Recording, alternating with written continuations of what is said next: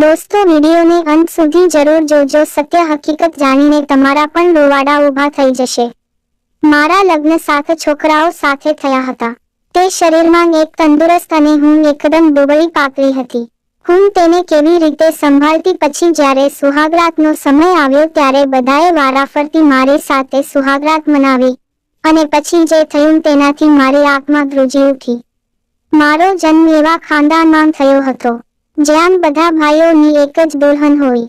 મારી માતા પણ મારા પિતા, મારા તાऊ અને મારા સાચાની એક જ દુલ્હન હતી. મારે 5 ભાઈઓ હતા. અમારા ઘરમાં ખુશીનો માહોલ હતો કારણ કે મારા ભાઈઓના લગ્ન હતા અને તેની એક જ દુલ્હન હતી. અને ત્યારે મને આવી કોઈ પરંપરા વિશે ખબર ન હતી.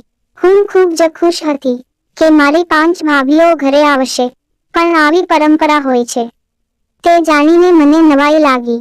પણ ભાઈઓની દુલ્હનનો ગૃહ પ્રવેશ થયો તો તે બધાની એક જ દુલ્હન હતી અને આ વાતથી બધા બહુ જ ખુશ હતા.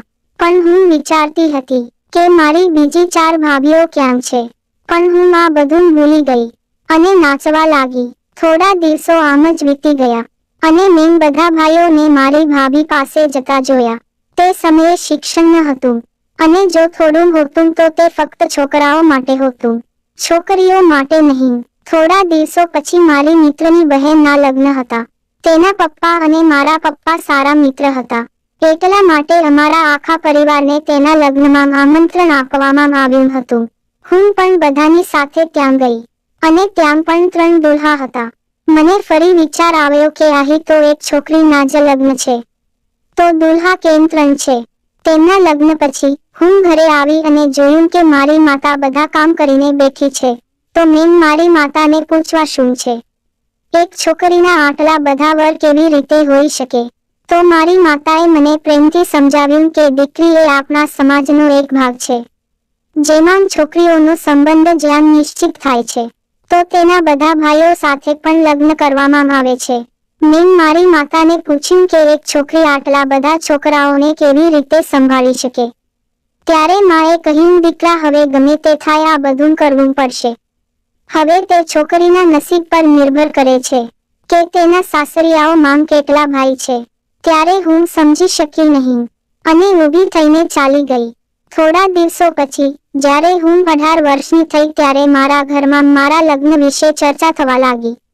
ભાઈ અને પિતાએ મારા માટે સંબંધ શોધવાનું શરૂ કરી દીધું. પણ ખુશ નહોતી.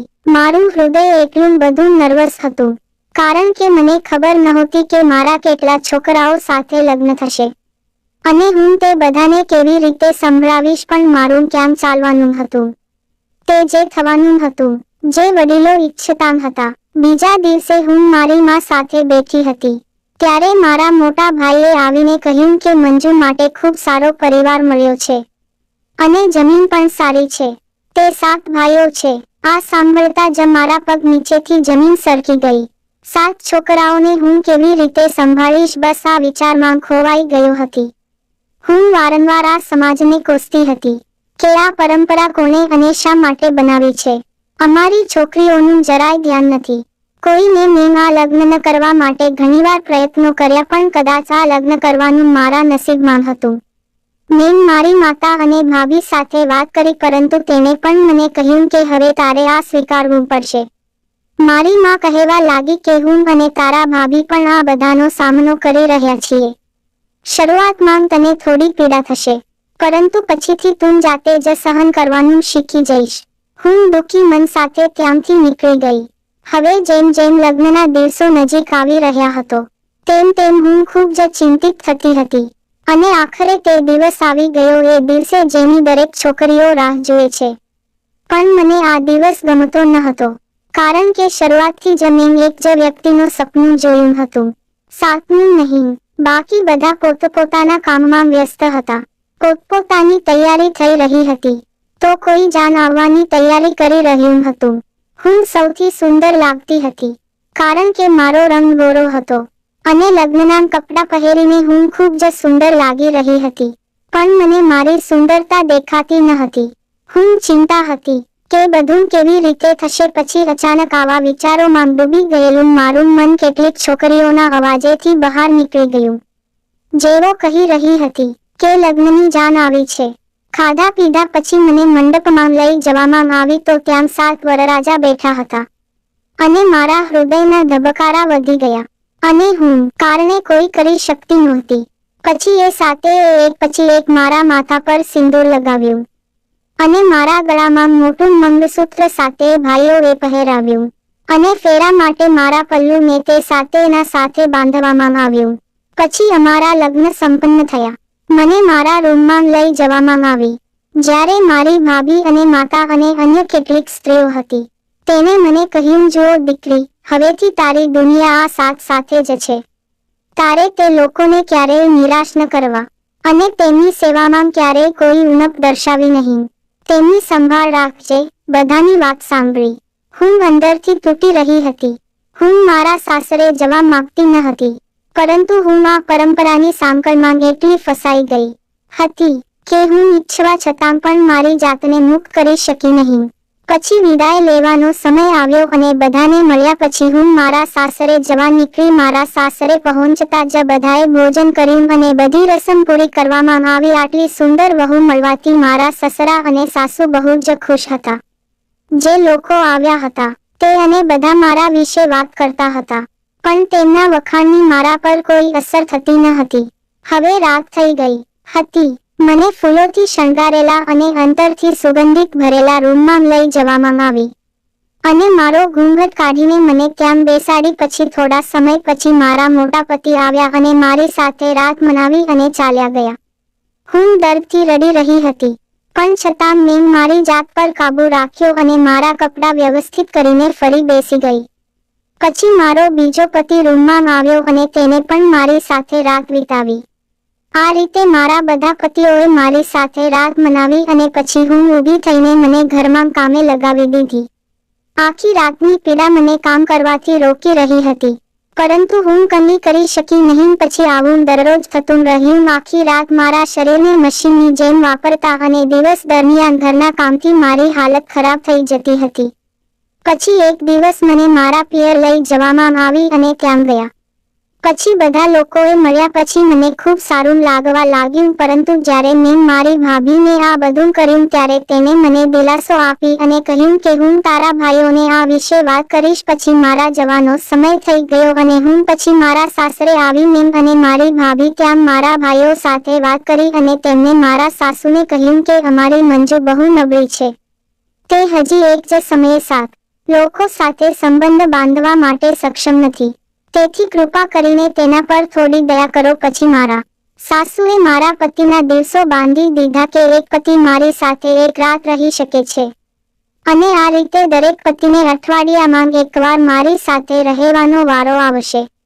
હવે હું સારી થવા લાગી હતી, પણ મારા સૌથી નાના પતિ મને બીજા બધા કરતા વધુ સમજતા હતા. તે મારા મૂડનું પણ ધ્યાન રાખતા હતા અને મારા દરેક સમસ્યાને સમજતા હતા અને જ્યારે પણ મારી તબિયત સારી ન હતી ત્યારે મારું ધ્યાન રાખતા. હું પણ તેને વધુ પ્રેમ કરતી હતી, કારણ કે તે એક જ હતા જે મને પોતાની માનતા હતા. હવે ધીમે ધીમે અમે બંને એકબીજાના સપના જોવા લાગ્યા. હવે મારા સૌથી નાના પતિને બિલકુલ પસંદ ન આવતું કે તેના બીજા ભાઈઓને મને સ્પર્શ આપતા કે તેના બીજા ભાઈઓ મને સ્પર્શ કરે, પરંતુ તે કંઈ કરી શકતા ન હતા કારણ કે હું તેની પણ પત્ની હતી. એક દિવસ મારા સૌથી મોટા પતિને મને પૂછ્યું કે તું ભૌતિક એટલે કે મારા સૌથી નાનો પતિને આટલો પ્રેમ કેમ આપશો? હું પણ તારો પતિ છું, તું મને આ રીતે પ્રેમ કેમ કરતી નથી? હું કંઈ બોલી ન શકી તો પછી હું તેને મને ગુસ્સામાં મારવાનું શરૂ કર્યું અને હું રડતી રહી અને તેની જેમ મારા બીજા પતિઓને પણ ભૌતિક સાથેનો મારો પ્રેમ બિલકુલ નો શિકાર બનાવવા લાગી, પરંતુ બિલકુલ પસંદ ન હતું. પણ એ વિચારો શું કરી શકે? એક દિવસ મારી માના ઘરેથી સંદેશ આવ્યો કે મારા ઘરે મારા ભત્રીજાનો જન્મ થયો છે, તેથી મને ત્યાં બોલાવવામાં આવી છે. મારા સાસુ અને સકરાએ મને કહ્યું કે કાલે તું તારા માતા પિતાના ઘરે જજે. પણ ભૌતિક સાથેનો મારો પ્રેમ બિલકુલ પસંદ ન હતો, તેથી હું મારપીટનો શિકાર બનવા લાગી, પરંતુ ભૌતિકને આ બધું બિલકુલ પસંદ ન હતું. પણ એ બિચારો શું કરી શકે? એક દિવસ મારી માના ઘરેથી સંદેશ આવ્યો કે મારા ઘરે મારા ભત્રીજાનો જન્મ થયો છે, તેથી મને ત્યાં બોલાવવામાં આવી છે. મારા સાસુ અને સસરાએ મને કહ્યું કે કાલે તું તારા માતા પિતાના ઘરે જજે, ભૌતિક તને મૂકી જશે અને 2 દિવસ પછી પાછી પણ લઈ જશે. હું બહુ ખુશ થઈ કે ઓછામાં ઓછું 2 દિવસ માટે મને આ હેવાનોથી તો છુટકારો મળશે. રાત પડતા જ વાયદા મુજબ ભૌતિક મારા રૂમમાં આવ્યો. પછી તેને મારો હાથ પકડીને મને આરામથી બેસાડી. હું કશું સમજી શકતી ન હતી. પછી ભૌતિક કહેવાનું શરૂ કર્યું, જુઓ મંજુ, હું તારી તકલીફ જોઈ શકતો નથી અને સૌથી મોટું કે તને કોઈ સ્પર્શ કરે તે હું સહન કરી શકતો નથી. ત્યારે મેં કહ્યું, હવે આપણે શું કરી શકીએ? અને સાચું કહું, હું પણ તમારી સાથે રહેવા માંગુ છું, કારણ કે મેં હંમેશા એક જ પતિનું સપનું જોયું છે અને આ સમયના રિવાજોએ મને મારા સપનાની અલગ કરી દીધી છે. ત્યારે ભૌતિક મને કહ્યું કે હવે આપણે આમ નહીં જીવીએ. કાલે હું તને તારા માતા પિતાના ઘરે મૂકી અને હું પાછો આવીશ અને ઘરમાંથી પૈસા અને દાગીનાની ચોરી કરી લઈશ. પછી 2 દિવસ પછી હું તને લેવા આવું ત્યારે અમે અહીંથી ભાગી જઈશું. આ બાબતોથી મને ઘણી રાહત થઈ. હવે મને એક આશા જાગી કે કદાચ મારે ફરી આવો અત્યાચાર ન સહન કરવો પડે. બીજા દિવસે હું મારા કપડાં પેક કરીને ભૌતિકની સાથે પિયર જવા નીકળી ગઈ. ત્યાં અચાનક ભૌતિકના દોસ્તોના અકસ્માતના કારણે ભૌતિકને ત્યાં જવાનું થયું. પછી ભૌતિક મને મારી પિયર જતી બસમાં બેસાડી અને તે તેના મિત્ર પાસે ગયા. હવે બધું યોજના મુજબ થઈ રહ્યું હતું. સાંજનો સમય થતાં મારા સસરાના ફોન ઉપર મારા પિતાનો ફોન આવ્યો. એટલે પિતાએ પૂછ્યું, શું થયું?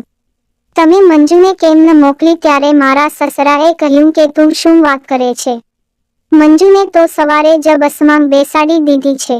પછી ભૌતિકના આવતા જ સસરાએ તેને પૂછ્યું કે મંજુ હજી તેના ઘરે પહોંચતી નથી. શું તે તેને બરોબર બેસાડી નથી? ભૌતિક કહ્યું કે નહીં, મેં તેને યોગ્ય રીતે બેસાડી હતી. હવે ભૌતિક પણ બહુ ગભરાઈ ગયો. આખરે મંજુ ક્યાં ગઈ? મારા મા-બાપ પણ આવી ગયા હતા. આજે બીજો દિવસ થઈ ગયો પણ હજુ સુધી મારા વિશે કોઈ જાણતું નહીં કે મારા કોઈ સમાચાર ન હતા. ભૌતિક સૌથી વધુ દુઃખી હતા કે મંજુ ક્યાં ગઈ. 2 દિવસ પછી તે મારી સાથે તેની દુનિયા વસાવવા જઈ રહી હતી, પરંતુ તે પહેલા આ ઘટના બની ગઈ. મારા તરફથી કોઈ સમાચાર ન મળતા બધાએ પોલીસને જાણ કરવાનું વિચાર્યું અને પોલીસ સ્ટેશને જઈને ફરિયાદ નોંધાવી. ત્યારે પોલીસે તપાસ શરૂ કરી હતી. પછી રસ્તા પર તેને મંજુની લાશ મળી. મંજુને પથ્થર વડે મારવામાં આવી હતી, જેના કારણે મંજુના આખા શરીરને નુકસાન થયું હતું. બધાએ મંજુના શરીર પરના કપડાં અને તેના હાથ પરના ટેટુથી ઓળખી કાઢી હતી. અને હવે સવાલ એ હતો કે મંજુની હત્યા કોણે કરી?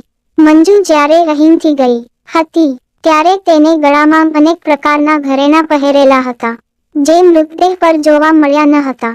તેથી તેને લૂંટી અને મારી નાખવાનો ઈરાદો બધા સમજી રહ્યા હતા. પોલીસે થોડા દિવસ સુધી તપાસ કરી અને પછી આ ઘટનાને ભૂલી ગયા. પણ ભૌતિક માટે મંજુને ભૂલાવી અઘરી હતી. એક રાત્રે ભૌતિક રૂમમાં સૂતો હતો અને રાત દિવસ મંજુને યાદ કરતો હતો. પછી તેને ખટખટનો અવાજ સાંભળ્યો. તે રૂમનો દરવાજો ખોલીને પાછળની બાજુમાં ગયો અને જ્યાંથી અવાજ આવ્યો હતો પછી તેને જોયું કે મંજુના સસરા જમીન ખોદી રહ્યા હતા અને કંઈક બહાર કાઢી રહ્યા હતા. પછી તેને જમીનમાંથી લાલ રંગની પોટલી કાઢી અને તેમાંથી કેટલા ઘરેણાં કાઢ્યા. હું જોઈને સ્તંભ થઈ ગયો. ત્યારે મેં જોયું કે તે એ જ જ્વેલર્સ હતી કે જે મંજુએ તે દિવસે ઘરેથી પહેરીને નીકળી હતી. તેને આખી વાત સમજાઈ ગઈ હતી, પરંતુ તે વિચારતો હતો કે તેના પિતા આ કેવી રીતે કરી શકે અને તે આ વિચારીને દુઃખી થઈ રહ્યો હતો. હંમેશા બીજા દિવસે પોલીસ બોલાવીને બધું કહ્યું. મંજુના સસરા ભૌતિકને ગુસ્સામાં જોઈ રહ્યા હતા, પરંતુ પોલીસના ડરથી તેમને બધું કહી દીધું કે મેં મંજુ અને ભૌતિકની બધી વાત સાંભળી લીધી હતી. આ લોકો 2 દિવસ પછી ભાગી જશે તો પછી મારા બાકીના દીકરાઓનું શું થશે અને અમારું સમાજમાં શું માન રહેશે? એ મેં ધરતી મેં અંજનો પીછો શરૂ કર્યો અને મારા કેટલાક ગુંડાઓની મદદથી મંજુને મારી નાખી, જેથી તે ભૌતિક સાથે ભાગી ન જાય. અને મેં ઘરેણાં કાઢી લીધા જેથી લોકોને લાગે કે આ લૂંટનો મામલો છે અને અમારા ઘરેણાં પર બચી જાય. પોલીસે હવે મંજુના સસરાની ધરપકડ કરી હતી.